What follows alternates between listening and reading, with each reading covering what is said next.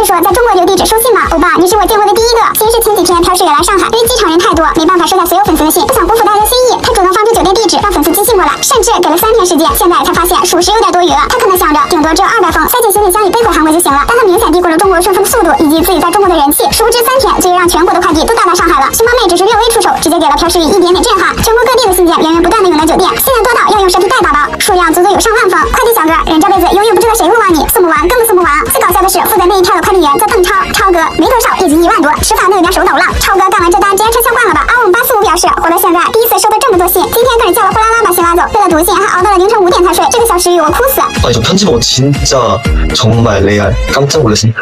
살면서 그렇게 많은 돈 처음 받은 거야. 그거 인내가 잡을 수 있어요. 또 원래도 또 5시까지 돈 받았다고. 采访里他说很喜欢看粉丝来信，这下往后1整年的睡前故事都不用找了。要知道大部分的熊猫妹不会韩语，想写英文又发现时雨说自己英语不好。845读信的时候，大概看到的几乎全是机翻中文。网友调侃读完这堆信，不但中文没有进步，还能韩语